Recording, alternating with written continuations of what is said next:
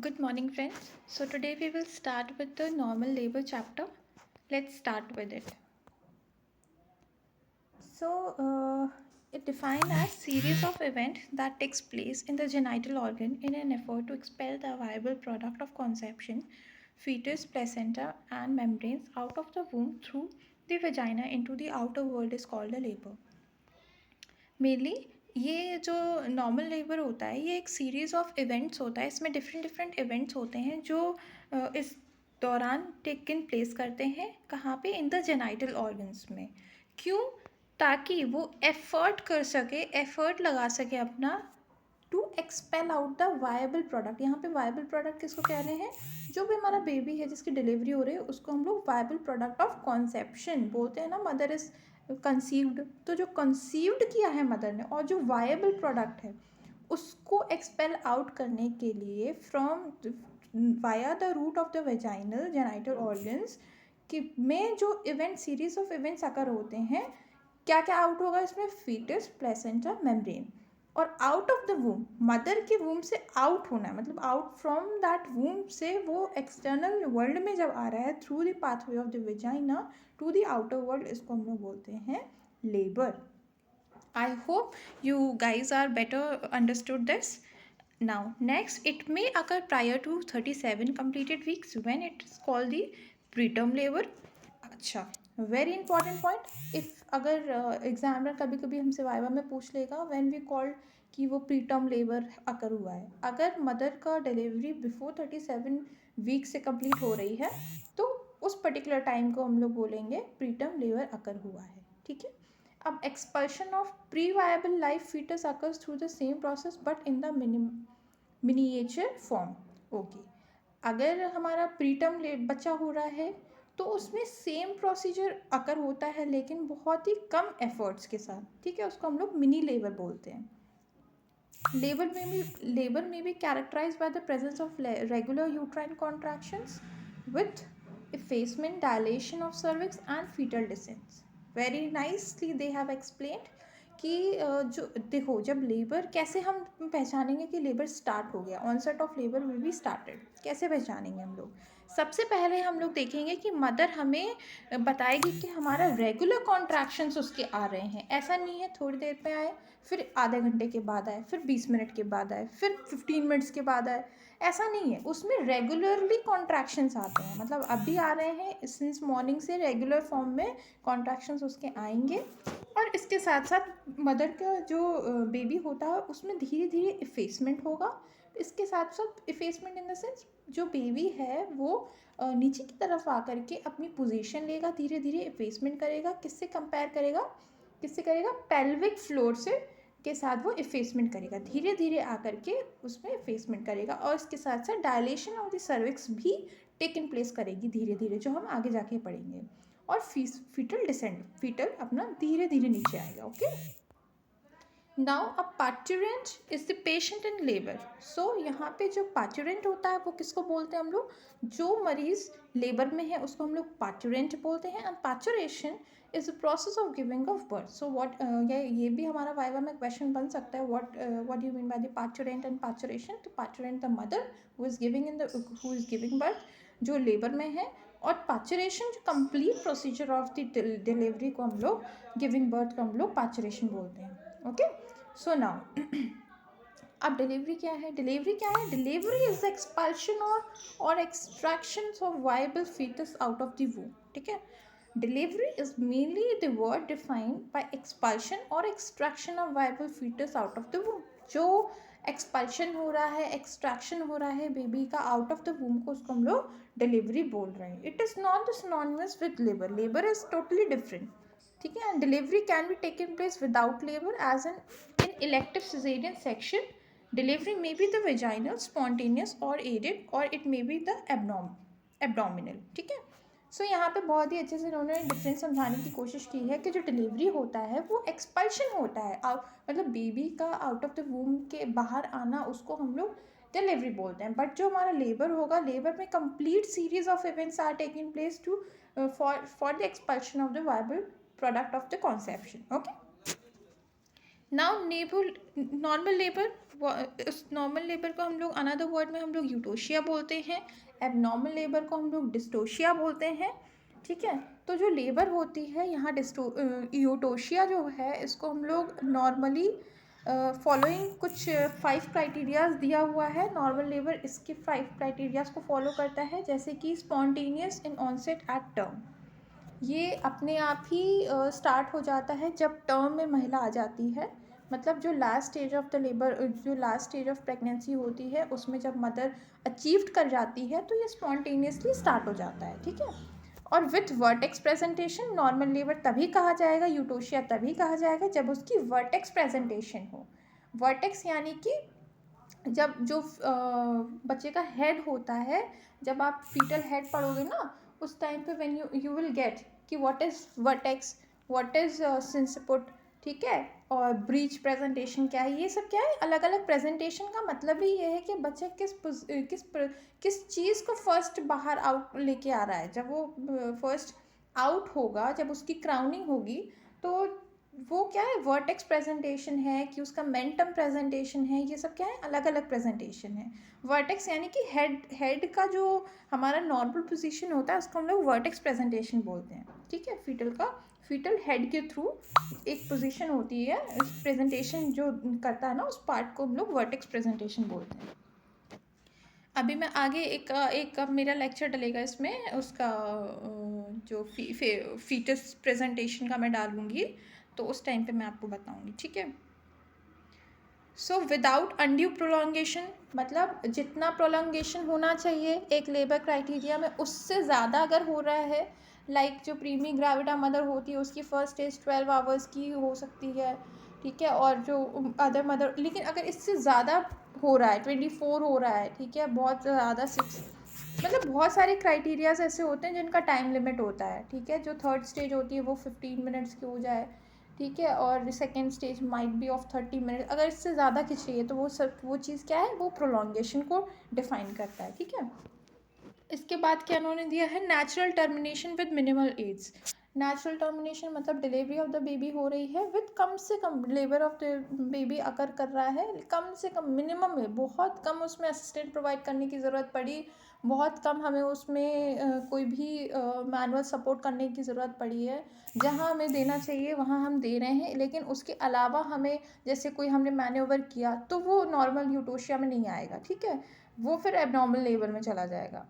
And the last one, without having any complication affecting the health of the mother and the baby, बिना, जैसे कि आपने कैपेट सक्सिंडम देखा होगा, अगर हम मैन्यूवर लगाते हैं, मतलब उसका हेड सक्शन आउट करते हैं, अगर हेड फंस जाए तो बच्चे का, तो वो क्या है, एक एबनॉर्मल लेबर में चला जाता है। इसकी किसी के साथ अगर मदर को ज़्यादा हमने एपिजियोटमी दे दी या फिस्टुला क्रिएट हो गया, तो वो क्या है, हेल्थ कहीं ना कहीं डिटोरिएशन हो रहा है मदर और फीटस के हेल्थ में, तो वो चीज़, वो कंडीशन ना हो। तो ये सारी 5 पॉइंट्स हैं which you have to keep in mind while you are doing your clinical works in the gynaecological IPD time में। तो ये क्या डिफाइन करेगा कि हाँ, your mother, the patient, the mother and the baby is delivered by the process of eutocia only, not dystocia. ठीक है, normal labour को हम लोग यूटोशिया बोलते हैं, एबनॉर्मल को डिस्टोशिया। दीज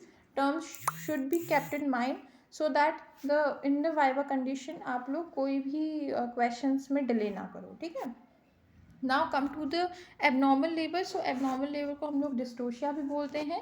ये हमारा क्या होता है कि इसको डिफाइन किया गया है कि any deviation from the definition of normal labour is called abnormal labour. ठीक है, कोई भी डेफिनेशन, कोई भी डेविएशन हो रहा है, यहाँ पे इन्होंने बहुत ही ब्यूटीफुली दे हैव एक्सप्लेन कि जो नॉर्मल लेबर को उन्होंने डिफाइंड किया है। Here you can C series of event that takes place in the genital organ in an effort to expel the viable product of the conception, that is fetals, placenta and the membrane out of the womb through the vagina into the outer world is called labor. So अगर इन सारी process से, इन सारी condition से अगर थोड़ा भी deviation यानी कि इन सब से कुछ भी थोड़ा बहुत अलग होता है तो उसको हम लोग एबनॉर्मल लेबर बोलेंगे।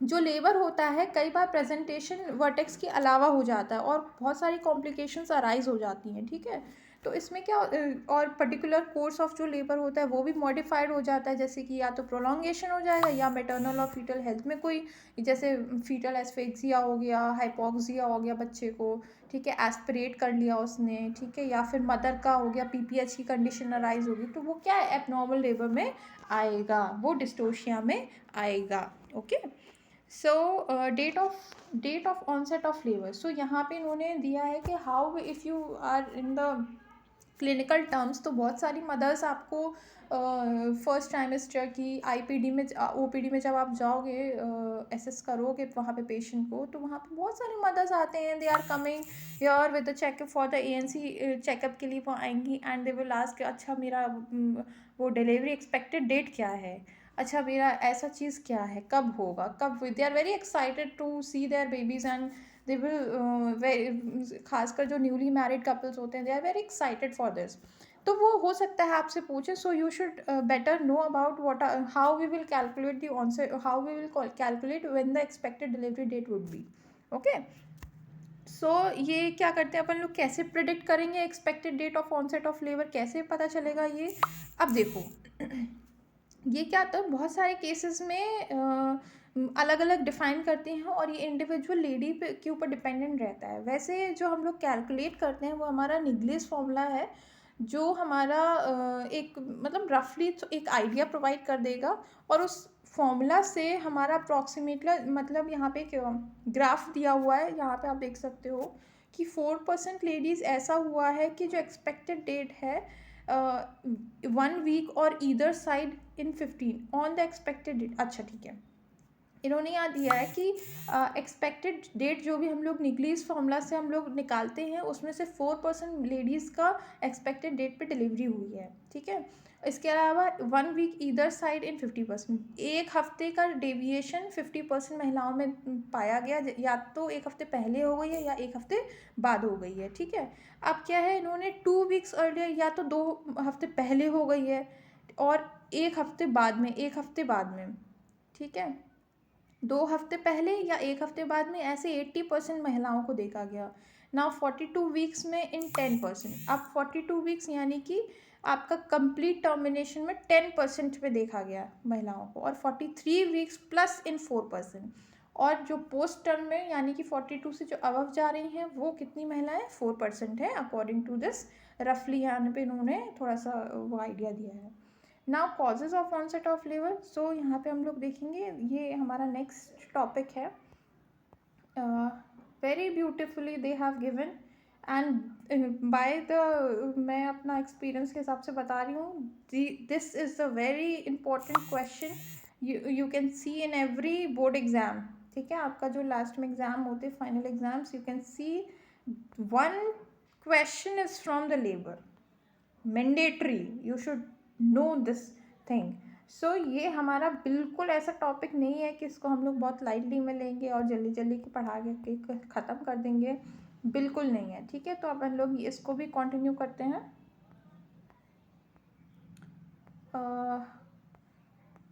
ये है आपका causes of onset of labour. Okay, so यहाँ पे हम लोग देखेंगे व्हाट आर द कॉजेज। आज मेरा फ़ोन थोड़ा डिस्टर्ब कर रहा है due to some network issue, so sorry for this. Causes of onset of labour, ये क्या है हमारा, जो precise mechanism of initiation of human labour is still obscure, ठीक है। क्या एग्जैक्टली रीज़न होता है इनिशिएशन ऑफ ह्यूमन लेबर का, ह्यूमन बीइंग में लेबर इनिशिएट कैसे होता है, ये अभी भी असमंजस में है, ठीक है, स्टिल ऑब्सक्योर। सो एंडोक्राइन हो गया, बायोकेमिकल हो गया, मैकेनिकल स्ट्रेच पाथवे हो गया, जो कि हमने एनिमल एक्सपेरिमेंट से लिया हुआ है, लेकिन जो फोर्थ यहाँ पे इन्होंने 4 कॉजेज दिए हुए हैं, ये एक हाइपोथेसिस समझ लो, ठीक है, जो कि अभी एनिमल एक्सपेरिमेंट से लिया गया है। यहाँ पे एंडोक्राइन में you guys are already know, endocrine में certain hormones are secreted which are also helpful, जो हम आगे पढ़ेंगे। बायोकेमिकल, कुछ केमिकल रिएक्शंस की वजह से भी, और मैकेनिकल स्ट्रेच, जो है वो कहीं ना कहीं पाथवे में ईज करता है ऑनसेट ऑफ लेबर के लिए, ठीक है। और ये सारे हमने एनिमल एक्सपेरिमेंट से लिए हैं। These all are the hypothesis only. Uterine distension, सबसे पहले इन्होंने 4-5 चीज़ें दी हैं, देखेंगे क्या क्या है। सबसे पहले इन्होंने बताया है यूट्राइन डिस्टेंशन एक कॉज हो सकता है ऑनसेट ऑफ लेबर का। इसके अलावा फीटो प्लेसेंटल कॉन्ट्रीब्यूशन मतलब फीटस प्लस प्लेसेंटल, जो फीटो प्लेसेंटल का कंट्रीब्यूशन भी इन्होंने बताया है। आगे पढ़ेंगे हम लोग कैसे कैसे होगा। और हार्मोन एंडोक्राइन में इन्होंने ईस्ट्रोजन को रिस्पॉन्सिबल बताया है, प्रोजेस्टेरॉन को रिस्पॉन्सिबल बताया है, प्रोस्टाग्लैंडिन्स को रिस्पॉन्सिबल बताया है। इसके अलावा इन्होंने बायोकेमिकल मैकेनिज्म इन्होंने दिया है और कैसे सिंथेसिस ऑफ प्रोस्टाग्लैंडिन होता है which causes the onset of labour, ठीक है। Okay, very nice. सो आप लोग इसमें अगर रफली नोट्स बनाना चाहोगे तो 3-4 पॉइंट्स आप अलग से लिख सकते हो, so that you can review before the exam very nicely. अब सबसे पहला पॉइंट हम देखेंगे इसमें यूट्राइन डिस्टेंशन। यूट्राइन डिस्टेंशन कैसे हमारा कॉज करता है ऑनसेट ऑफ, कैसे हमारा ईज करता है ऑनसेट ऑफ लेबर के लिए।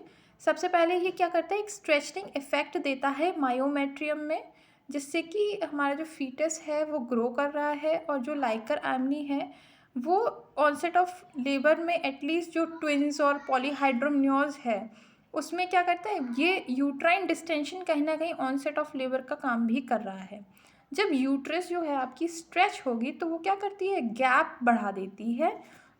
जो प्रोटीन्स, अटैच प्रोटीन्स हो गए, हमारे रिसेप्टर्स हो गए, जो ऑक्सीटोसिन के रिसेप्टर्स लगे हुए होते हैं लेयर में, मायोमेट्रियम में, और जो प्रोटीन्स होते हैं, कैप प्रोटीन्स होते हैं, मतलब कॉन्ट्रैक्शन एसोसिएटेड प्रोटीन्स जो होते हैं वहाँ पे, उन दोनों के जो गैप्स होता है उसमें इंक्रीज कर देते हैं। जब ऑब्वियस ही बात है, जब आप बलून करते हो तो उसका सरफेस क्या होता है, बढ़ जाता है, इंक्रीज हो जाता है, और जो लेयर्स होती है वो क्या होती है, स्ट्रेच हो जाती हैं। तो उसी टाइप से यूट्राइन डिस्टेंशन भी कहीं ना कहीं ऑनसेट ऑफ लेबर के लिए रिस्पॉन्सिबल हो रहा है, ठीक है। मतलब जितना आपकी जंक्शन दोनों की बढ़ेगी उतना नंबर ऑफ वो ज़्यादा मतलब इंक्रीज़ होंगे, ऑक्सीटोसिन ज़्यादा इंक्रीज़ होगी, और ऑक्सीटोसिन रिसेप्टर ज़्यादा होंगे तो आपका ज़्यादा अमाउंट ऑफ ऑक्सीटोसिन वहाँ जाके एंजाइम चिपकेगी, और जितना चिपकेगी उतना ज़्यादा कॉन्ट्रैक्शन इंक्रीज़ करेगा, और कॉन्ट्रैक्शन वायबल प्रोडक्ट का जो हमारा फीटस होगा उसको एक्सपेल आउट करने में हेल्प करता है, ठीक है, पुश आउट का काम करता है, ठीक है। इसके अलावा फीटो प्लेसेंटल कॉन्ट्रीब्यूशन कैसे करेगा, foetal hypothalamic pituitary adrenal axis जो होती है ये क्या करती है, एक्टिवेट हो जाती है बिफोर ऑनसेट ऑफ लेबर से, ठीक है। तो ये क्या करेगी, CRH, व्हाट इज CRH, ये आप कमेंट करोगे मुझे व्हाट इज CRH, ठीक है, वेरी इंपॉर्टेंट।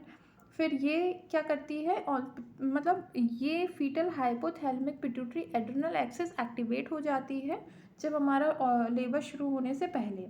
और ये क्या करेगी, इसके एक्टिवेशन की वजह से हमारा CRH जो होता है एक, वो मतलब एंजाइम होता है, ये क्या करेगा, हार्मोन ये इंक्रीज़ हो जाएगा। इंक्रीज़ होने की वजह से ये क्या करेगा, ये इंक्रीज़ करेगा ACTH को, एसिटाइल एडिनोकॉर्टिकोट्रोपिक हार्मोन, ठीक है। ये क्या करेगा, इसको इंक्रीज़ कर देगा, इसका रिलीज़, और ये जा कर के फीटल एड्रिनल्स, एड्रिनल कहाँ पे होते हैं, किडनी के ऊपर सिचुएटेड होते हैं, ये वहाँ जा कर के ये उसको और स्टिमुलेट करेगा, जिसकी वजह से क्या होगा, इंक्रीज कॉर्टिसोल सिक्रीशन हो रहा है। अब समझना आप यहाँ पे फीटल एड्रिनल से कॉर्टिसोल सिक्रीशन हो रहा है, जो क्या एक्सेलरेट करेगा, progesterone, production of oestrogen and progesterone from the placenta. Cortisol secretion हो रहा है जो क्या एक्सेलरेट करेगा, ईस्ट्रोजन और प्रोस्टाग्लैंडिन्स का सिक्रीशन फ्रॉम द प्लेसेंटा से स्टिमुलेट करेगा, ठीक है। ये देखो इन्होंने दिया हुआ है, ये देखो पाचरेशन गैस के फीटस के हाइपोथैलेमस ने CRH को रिलीज़ किया, फीटल पिट्यूटरी पे गए, फीटल पिट्यूटरी से ACTH रिलीज़ होगा, ACTH एंटीरियर पिट्यूटरी से रिलीज़ होता है। फिर इसके बाद ये ACTH रिलीज़ करेगा तो फीटल एड्रिनल्स भी स्टिमुलेट होंगे। इसके बाद फीटल लेबर की वजह से ईस्ट्रोजन इंक्रीज़ होगा, एड्रेनलिन कॉर्टिसोल को करेगा, कॉर्टिसोल यहाँ प्लेसेंटा से पे एक्ट करेगा जिसकी वजह से ऑक्सीटोसिन इंक्रीज होगा, रिलीज करेगा ये prostaglandins PGE2 PGF2 alpha and oestrogen बढ़ेगा, प्रोजेस्टेरॉन डाउन होगा और इंटरल्यूकाइंस 168 इंक्रीज सिक्रीट हो जाएंगे, ठीक है, ये बढ़ जाएंगे, ठीक है। ये होगा फीटल और प्लेसेंटा में। और मदर में क्या होगा, मदर में हाइपोथैलेमस से पोस्टीरियर पिट्यूटरी से ऑक्सीटोसिन होता है, पोस्टीरियर पिट्यूटरी से दो मेन रिलीजिंग हार्मोन होते हैं, that is one is ADS and oxytocin, ठीक है। एंडोक्राइन बच्चों बहुत अच्छे से पढ़ लेना, वेरी इंपॉर्टेंट, ठीक है। तो जो हमारा हाइपोथैलेमस से पोस्टीरियर पिट्यूटरी से हमारा ऑक्सीटोसिन सिक्रीट होगा, जो हमारे मायोमेट्रियम में जो रिसेप्टर्स हैं प्रोस्टाग्लैंडिन और ऑक्सीटोसिन, वो क्या कर देगा, उनको बढ़ा देगा। और इसकी वजह से जब अब देखो गैप जंक्शन जो होंगे वो बढ़ जाएंगे, गैप जंक्शन बढ़ेंगे यानी किसकी वजह से, यूट्राइन स्ट्रेचेबिलिटी की वजह से, ठीक है। और इसकी वजह से क्या पता और क्या होगा, यहाँ पे इंक्रीज होगा डेसिडुअल PGF2 अल्फा। डेसिडुआ में जो डेसिडुआ क्या है, जो मैटरनल यूट्रस जब कंसीव करती है तो उसे हम लोग डेसिडुआ बोलते हैं। जो हमारा डेसिडुआ है वहाँ पे प्रोस्टाग्लैंडिन्स क्या हो जाएंगे, बढ़ जाएंगे। और स्ट्रेच रिसेप्टर्स नंबर, और इस स्ट्रेच रिसेप्टर्स नंबर, जो स्ट्रेचनिंग रिसेप्टर्स नंबर हैं वो भी बढ़ जाएगा और उनकी सेंसिटिविटी भी बढ़ जाएगी। सेंसिटिविटी क्यों बढ़ेगी, क्योंकि यहाँ पे रिसेप्टर नंबर बढ़ रहा है, ठीक है। और यूट्रस में क्या होगा, यूट्राइन कॉन्ट्रैक्शन स्टार्ट हो जाएंगे और लेबर ऑनसेट करेगा। तो आई होप ये समझ में आया होगा आपको। ये क्या है, फीटो प्लेसेंटल कॉन्ट्रीब्यूशन, कैसे foetal hypothalamic pituitary adrenal axis काम करती है और कैसे ये हेल्प करती है ऑनसेट ऑफ लेबर के लिए। Now the third one is oestrogen. Oestrogen के अंदर हम देखेंगे यहाँ पे कि ईस्ट्रोजन हमारे क्या हेल्प करता है for the onset of labour के लिए। प्रोबेबल मैकेनिज्म क्या होता है, ये इंक्रीज करता है release of oxytocin from the maternal pituitary. Oestrogen जब रिलीज होता है, ईस्ट्रोजन किसकी मदद से रिलीज हो रहा है, जब हमारा फीटस जो है, फीटस के एड्रिनल से हमारा जब कॉर्टिसोल रिलीज होंगे और कॉर्टिसोल हमारे जब प्लेसेंटा पे जाके एक्ट करते हैं वहाँ से ईस्ट्रोजन रिलीज होता है। जब ईस्ट्रोजन रिलीज होगा तो हमारा क्या होगा, ईस्ट्रोजन रिलीज होगा तो क्या करेगा, रिलीज करेगा ऑक्सीटोसिन को फ्रॉम मैटरनल पिट्यूटरी से और प्रमोट करेगा सिंथेसिस ऑफ मायोमेट्रियल रिसेप्टर्स और ऑक्सीटोसिन बाय 100 से 200 फोल्ड्स। यानी कि ये स्ट्रेच रिसेप्टर्स को इंक्रीज कर देता है और मायोमेट्रियल रिसेप्टर्स को मतलब और नए नए बनाता है, सिंथेसिस करता है। Prostaglandin increase in gap junction of myometrial cells, accelerate करेगा lysosomes disintegration in the decidual और amnion cell resulting in increase the prostaglandin. Completely prostaglandin is responsible for pain के लिए, पेन रिस्पॉन्स जो होता है ना वो प्रोस्टाग्लैंडिन के द्वारा ही होता है, पेन एसोसिएट, ठीक है। तो जब प्रोस्टाग्लैंडिन बढ़ रहा है यानी कि पेन भी, कॉन्ट्रैक्शन भी बढ़ेंगे, ठीक है। स्टिमुलेट और क्या करता है, स्टिमुलेट करेगा मायोमेट्रियल कॉन्ट्रैक्टाइल प्रोटीन को, एक्टोमायोसिन थ्रू CAMP, एक्टोमायोसिन को इंक्रीज करेगा, मायोमेट्रियल कॉन्ट्रैक्टाइल प्रोटीन को सिंथेसिस करेगा, इंक्रीज करेगा जिससे कि कॉन्ट्रैक्शंस अच्छे आए। फिर इंक्रीज क्या करेगा, excitability of the myometrial cell membrane, जो मायोमेट्रियल मेम्ब्रेन के जो सेल्स होंगे उनको बहुत एक्साइट करेगा जिससे कि उनकी सेंसिटिविटी इंक्रीज हो जाए। नाउ इस प्रोजेस्टेरॉन किस लिए रिस्पॉन्सिबल है, कैसे रिस्पॉन्सिबल है, ये क्या करता है, फीटल में जो प्रोडक्शन होता है DHEAS, यानी कि क्या है, डिहाइड्रो एपिएंड्रोस्टेरोन सल्फेट, और कॉर्टिसोल इनहिबिट करता है conversion of foetal pregnenolone to progesterone. Very nice. ये क्या करता है, फीटल में एक DHEAS और कॉर्टिसोल इनहिबिट करता है किस चीज़ को, फीटल प्रेग्नेलोन को प्रोजेस्टेरॉन में कन्वर्ट होने से, ठीक है। और प्रोजेस्टेरॉन लेवल देयरफॉर, इसलिए प्रोजेस्टेरॉन प्रेगनेंसी में डिक्रीज हो जाता है। लेबर तभी शुरू होगा जब प्रोजेस्टेरॉन कम होता है, ठीक है। प्रोजेस्टेरॉन का काम है कि थ्रू आउट प्रेगनेंसी वो प्रेगनेंसी को मेंटेन तो करेगा but before onset of labour से वो पहले क्या करेगा, फॉल हो जाएगा। तो it is alteration in the oestrogen progesterone ratio, then they fall in the absolute concentration of progesterone which is linked with the prostaglandin synthesis. Now prostaglandins are the important factor which initiate and maintain the labor. ये बहुत important factor है जो शुरुआत ही करता है labour की और maintain रखता है लेबर को through out the labour process. इसकी मेजर साइट कहाँ कहाँ ये सिंथेसिस होता है, यानी कि प्रोडक्शन ऑफ प्रोस्टाग्लैंडिन कहाँ कहाँ होता है। तो यहाँ पे देखेंगे अपन एमनियन है, कोरियन है, जो 2 लेयर्स होती हैं, ठीक है। और इसके अलावा डेसिडुअल सेल्स जो होते हैं वहाँ प्रेजेंट होता है, और ये डेसिडुअल सेल्स में प्रेजेंट होता है, और मायोमेट्रियम में प्रेजेंट होता है। और ये जो सिंथेसिस है, मतलब इनका प्रोडक्शन है, ये कैसे ट्रिगर्ड होता है, जैसे जब ईस्ट्रोजन लेवल बढ़ेगा तो ये इनका प्रोडक्शन शुरू होगा, ग्लूकोकॉर्टिकॉइड बढ़ेगा तो ये आएंगे। फिर मैकेनिकल स्ट्रेचनिंग, अगर लेट प्रेगनेंसी में मैकेनिकल स्ट्रेचनिंग हो रही है तो ये बढ़ेंगे, इनका सिंथेसिस, इनका प्रोडक्शन बढ़ेगा। इसलिए बताया ना, यूट्राइन स्ट्रेचिंग को भी एक रिस्पॉन्सिबल कॉज बताया है, ठीक है। इसके अलावा इंक्रीज साइटोकाइनेज, अगर इंटरल्यूकिन्स वगैरह अगर बढ़ रहे हैं तो इनका सिंथेसिस बढ़ेगा। इन्फेक्शन, वेजाइनल एग्जामिनेशन, सेपरेशन और रप्चर ऑफ मेम्ब्रेन हो रहा है, ये सारी कंडीशंस होंगी तो सिंथेसिस मतलब इसमें कहीं ना कहीं हिंडर्ड होगा। Sorry for pardon for my thing, कि इसमें ये बताया है कैसे सिंथेसिस जो प्रोडक्शन ऑफ प्रोस्टाग्लैंडिन है वो हिंडर्ड होगा, मतलब उसमें डिस्टर्बेंस कहीं ना कहीं कहाँ से आएगी, ठीक है। जो प्रोस्टाग्लैंडिन्स है वो गैप को बढ़ा देता है, जंक्शंस को, intermembranous gap between the two cells through which stimulus flow formation, जिससे उनका फ्लो स्टिमुलस, जो स्टिमुलस है वो फ्लो अच्छे से हो, ठीक है, इसलिए ये बढ़ा देता है उसको, ठीक है। ये सारी कहीं ना कहीं कंडीशंस है विच आर रिस्पॉन्सिबल, जो ट्रिगर्ड होती हैं सिंथेसिस यानी कि प्रोडक्शन ऑफ प्रोस्टाग्लैंडिन्स के लिए, ठीक है। इसके अलावा बायोकेमिकल मैकेनिज्म अपन देखेंगे कैसे एक प्रोस्टाग्लैंडिन जो सिंथेसिस, जो फॉर्मेशन ऑफ प्रोस्टाग्लैंडिन होता है वो हाउ इट इज़ रिस्पॉन्सिबल, इसके लिए अपन एक बार देख लेंगे, ठीक है। तो सबसे पहले अपन लोग देखेंगे phospholipase A2 in the lysosome of the fetal membrane near term, और फिर इसका ईस्टरिफिकेशन होता है एरेक्नोइड एसिड से and formation of the free arachidonic acid और synthesis of the prostaglandin through the prostaglandin. चलो मैं इसको बाद में अच्छे से एक बार मैं भी अपना क्लियर कर लूँगी, तो एक बार मैं आपको बता दूँगी अच्छे से इन द क्विक मैनर, ठीक है।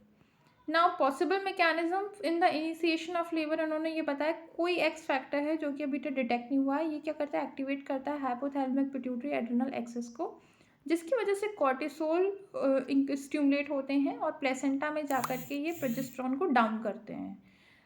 लेकिन जो ईस्ट्रोजन है ये इंक्रीज होता है, जिसकी वजह से मैटरनल पोस्टीरियर पिट्यूटरी स्टिमुलेट होता है और ऑल्टर्ड बैलेंस करता है ये, ठीक है।